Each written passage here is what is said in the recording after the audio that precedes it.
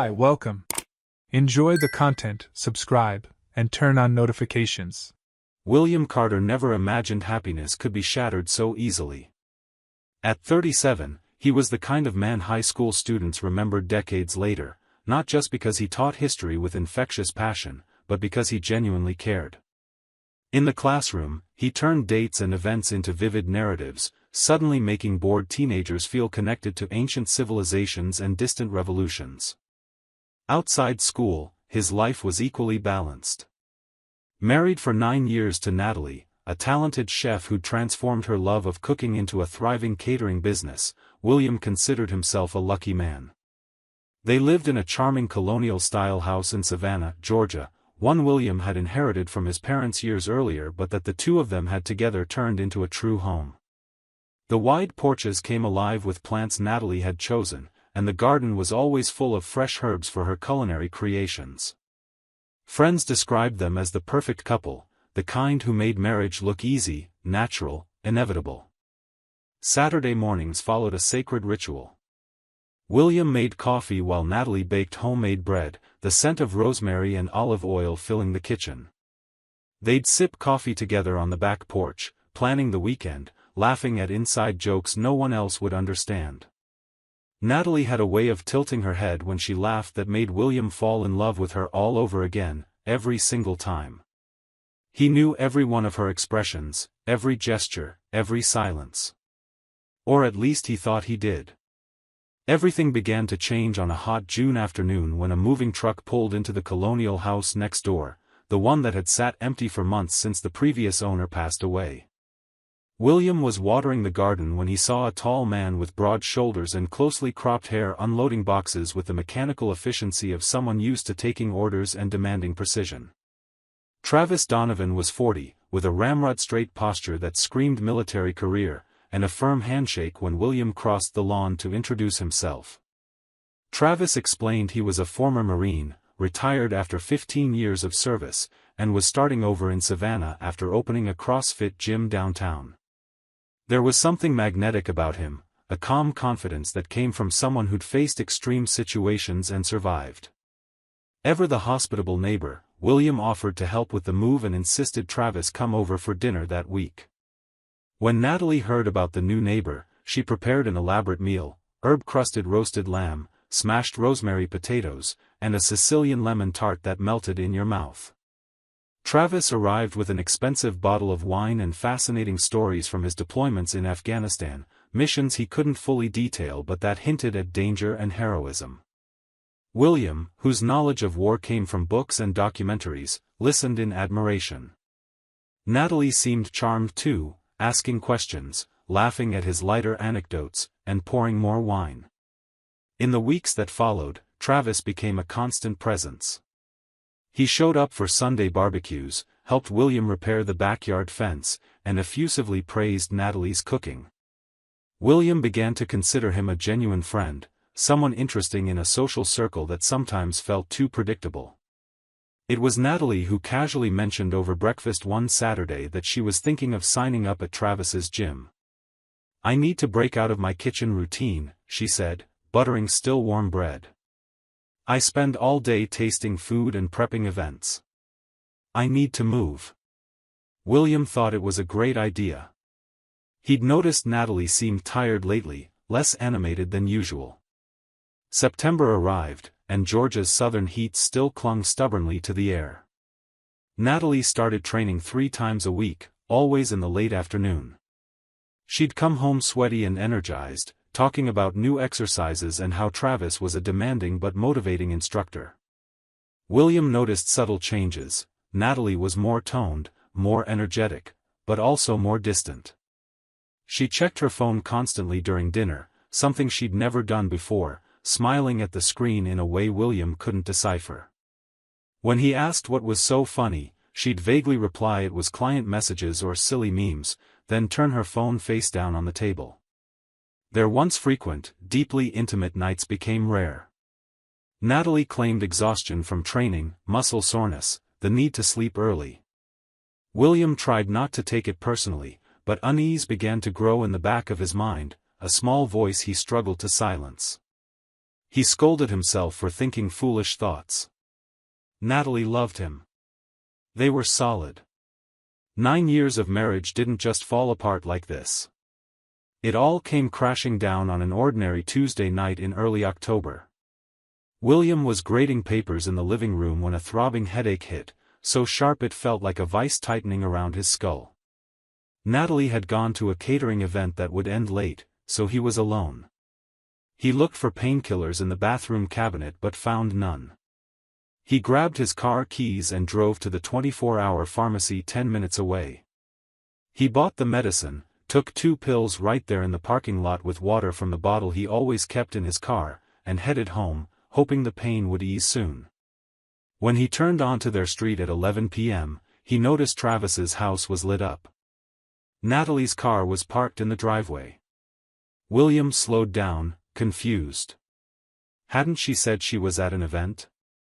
He pulled into his own garage, turned off the engine, and sat in the silence, searching for a logical explanation. Maybe the event had been cancelled. Maybe she'd gone over to tell Travis something. Maybe there was an emergency. But something deep in his gut told him he needed to look, he needed certainty. William got out of the car and walked slowly toward the neighboring house. The street was quiet, the only sounds the distant hum of cicadas and dry leaves rustling. Travis's kitchen window had no curtains, something William had always found odd but never mentioned. He approached, his heart racing uncontrollably, and peered through the lit glass. What he saw stole the breath from his lungs. Natalie was there, wearing the same outfit she'd left in earlier that evening, but now she was pressed against the granite countertop, Travis behind her, his hands gripped around her hips, both of them locked in a moment of intimacy so obvious, so raw, there was no denying or reinterpreting it. William's mouth went dry. His legs trembled. He stepped back from the window, stumbled to a tree in the yard, and leaned against the rough trunk, fighting the urge to vomit. The headache now felt insignificant compared to the pain tearing through his chest. There was no confrontation that night. William returned home, locked himself in the guest bedroom, and spent the next several hours lying in the dark, staring at the ceiling, processing the impossible. Natalie came home around 12:30 a.m. He heard the front door open, her footsteps on the stairs, the water running in their bathroom. She was washing away the evidence. Every sound was a fresh stab. When she finally entered the master bedroom and realized he wasn't there, she softly called his name. William didn't answer. Eventually, silence settled over the house. The next morning, William woke with a cold clarity that surprised him. The pain was still there, deep and heavy, but above it was something new, calculated resolve. He wasn't a man given to emotional outbursts or impulsive decisions. He was a teacher, he thought before acting, planned his lessons weeks in advance. This situation would be no different. He needed proof. He needed facts. He needed to ensure that when everything came to light, there'd be no way for Natalie or Travis to twist the truth. While Natalie still slept, William took his laptop and searched for private investigators in Savannah. He chose one with strong reviews and experience in infidelity cases. He called from his car on the way to school and scheduled a meeting for that same afternoon during his lunch break. The investigator, a bald, no-nonsense man named Marcus Holt, listened to the whole story without interrupting, jotting notes in a worn notebook. 72 hours, Marcus said at the end. 3 days, and I'll give you a complete dossier, photos, records, anything I can legally obtain. William nodded, signed the contract, and paid the deposit. Back at school, he taught his classes on autopilot, mechanically smiling at students, answering questions about the French Revolution while his own life silently imploded.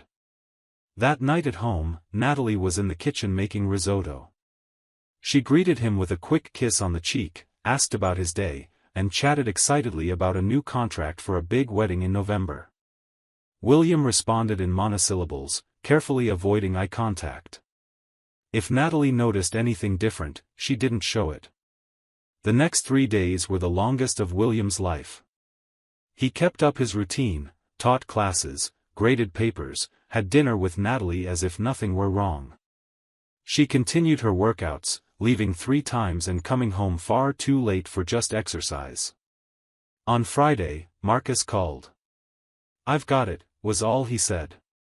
William arranged to pick up the dossier in person. The manila envelope was thick, heavy with truths.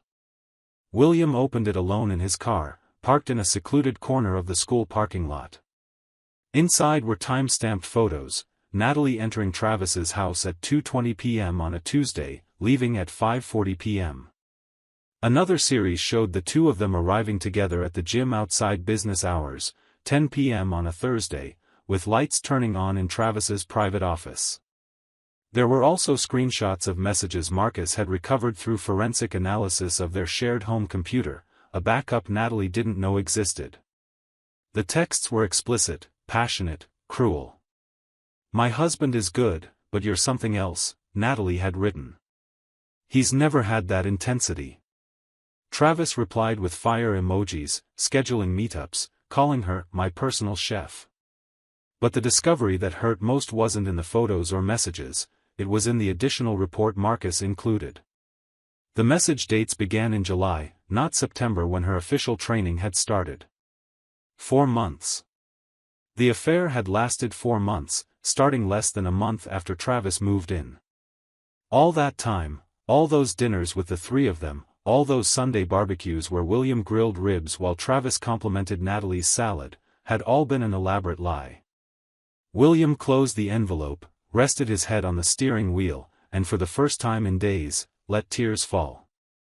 They weren't tears of weakness, but of grief. The marriage he'd known had died months ago, and he'd been the last to find out. After 15 minutes, he pulled himself together, wiped his face, and began planning the confrontation. It wouldn't be impulsive or emotional. William wanted this moment etched forever in Natalie's and Travis's memories. He spent the weekend setting the scene. On Saturday morning, while Natalie was out doing a menu tasting for a client, William crossed the yard and knocked on Travis's door. The neighbor opened it wearing gym shorts, surprised by the visit. "William. What's up, man?" William forced a smile. "I was thinking of cooking dinner Tuesday night, wanted to thank you for training Natalie. She's in the best shape of her life. Come over around 8? Travis hesitated for a split second but agreed. "Sure, that sounds great." On Tuesday, Natalie prepared dinner unaware of what was coming. She made grilled salmon with passion fruit sauce, wild rice, and roasted asparagus. The table was set with their best dishes, candles lit, wine open to breathe. Travis arrived promptly at 8, bringing a bottle of bourbon as a gift. The 3 of them sat down, made small talk, ate their appetizers. William was calm, almost serene, which visibly confused Natalie. She knew him well enough to sense something was off, but couldn't quite place it. When they finished the main course and Natalie brought out dessert, a red fruit pavlova she'd spent the afternoon preparing, William stood up. "Before dessert," he said, grabbing the TV remote from the dining room wall, "I'd like to share something with you both." Natalie frowned. Travis froze mid-bite. William turned on the TV and opened the slideshow he'd prepared on the connected computer. The first image was a time-stamped photo of Natalie leaving Travis's house on a Tuesday afternoon at 5:40 p.m. The second showed them entering the gym after hours. The third was a screenshot of a message, "Can't wait to feel you again." The fourth was even more explicit.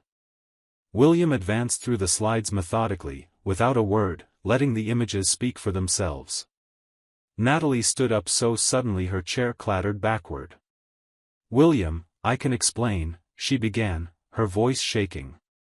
Travis went pale, glancing from the screen to William as if calculating an escape route. William finally spoke, his voice eerily controlled. "You don't need to explain, Natalie. The images are clear enough. 4 months. For 4 months, you two made a fool of me." He looked at Travis, who avoided his gaze. "And you.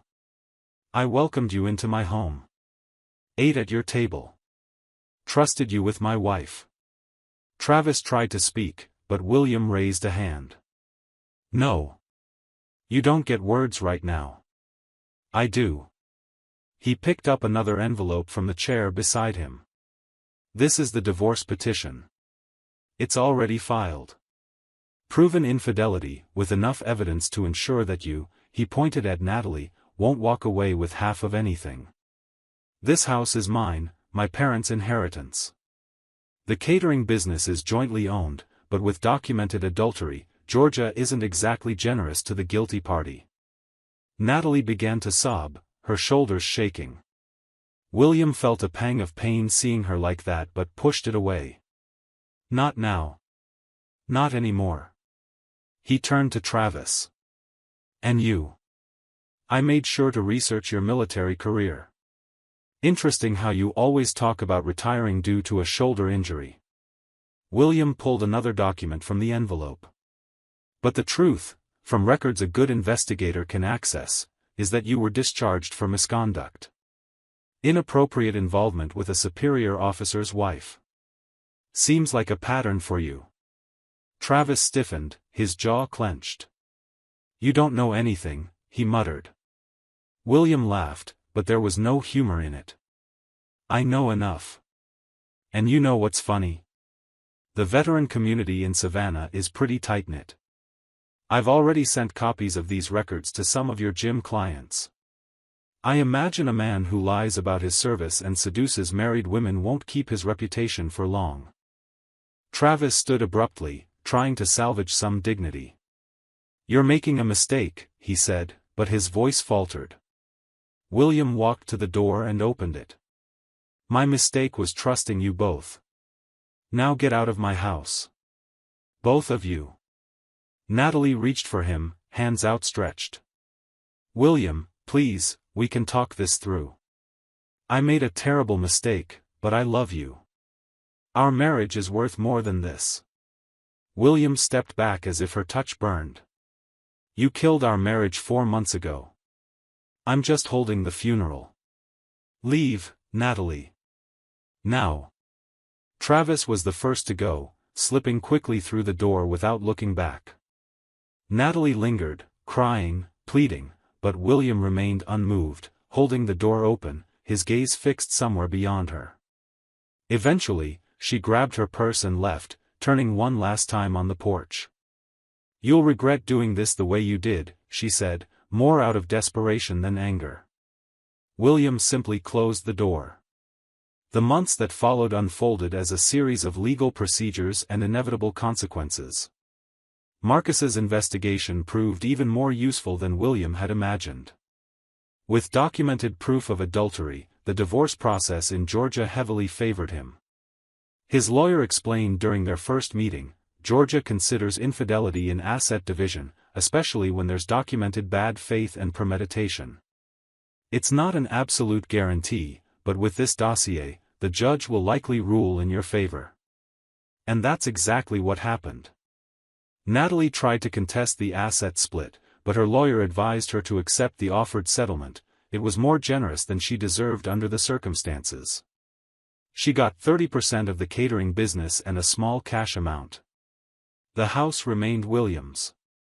Travis suffered the consequences William had predicted. When the truth about his dishonorable discharge from the Marines spread through the veteran community, the reaction was swift and brutal. Men who'd served with honor wanted no association with someone who'd lied about how he left. The gym lost over 60% of its clients within 5 weeks.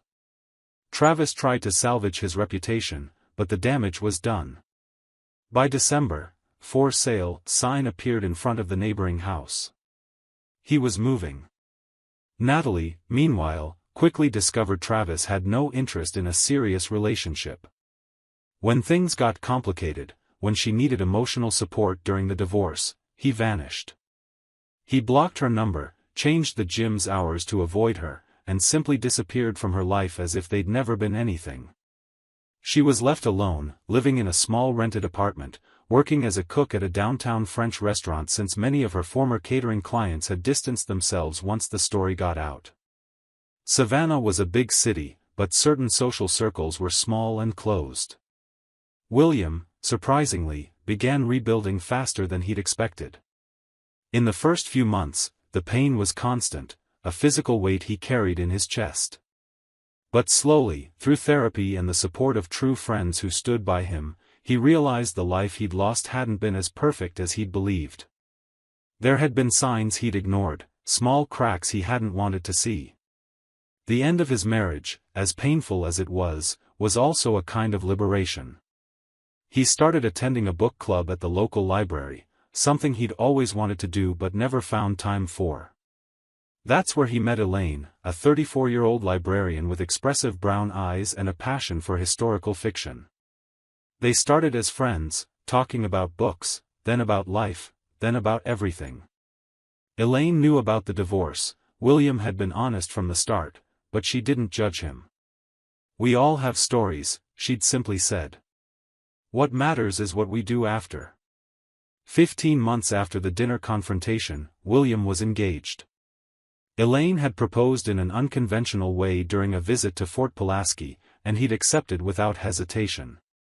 Life had a strange way of reorganizing itself. He still lived in the same house, but now it was filled with Elaine's plants, books scattered everywhere, and genuine laughter echoing through hallways that once seemed haunted by painful memories. It was on a Saturday afternoon, at a local art exhibition in Savannah's historic district, that William saw Natalie for the first time since the divorce. He was admiring an abstract painting when he sensed a familiar presence a few feet to his right. Natalie looked thinner, with deep under-eye shadows, shorter hair, and none of its former shine. She saw him at the same instant and froze. For a long, uncomfortable moment, they simply stared at each other across the gallery space. Natalie approached slowly, as if afraid he might walk away.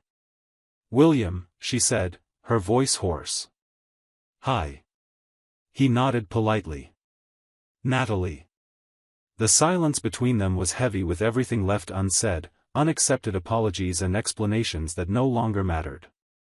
"Are you okay?" she asked, genuine pain in her voice. William considered how to answer. The truth was yes, he was okay. Better than okay. He was happy, something he hadn't expected to feel again so soon. "I am," he said simply. Natalie bit her lip, eyes glistening with unshed tears. "I'm so sorry. For everything. I ruined it all, and I know there's no fixing it, but I needed you to know I truly am sorry." William looked at her, the woman he'd loved for 9 years, the person who'd shattered his trust beyond repair, and felt nothing. Not anger, not pain, not longing. Just calm neutrality. "I believe you're sorry," he said. "But that doesn't change anything, Natalie. You made choices, and now you live with them. So did I." He saw Elaine approaching from the left, smiling, holding 2 glasses of white wine. Natalie followed his gaze and understood. Her face tightened briefly before she composed herself. "You're with someone," she said. It was more a statement than a question. "I am," William confirmed. Elaine reached his side, handed him a glass, and he naturally slipped an arm around her waist. "Natalie, this is Elaine." "Elaine, Natalie." The 2 women exchanged polite but distant nods. Natalie quickly wiped her eyes. "I hope you're both happy," she said, her voice sincere, mixed with deep regret. William nodded. "I hope you find what you're looking for, but it won't be with me." The words were final, a door closing for good.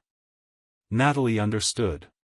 She gave him one last long look, maybe memorizing him, then turned and walked toward the gallery exit. William watched her go, the woman who'd once been his wife, his best friend, his future. Elaine gently squeezed his hand. "Are you okay?" she asked.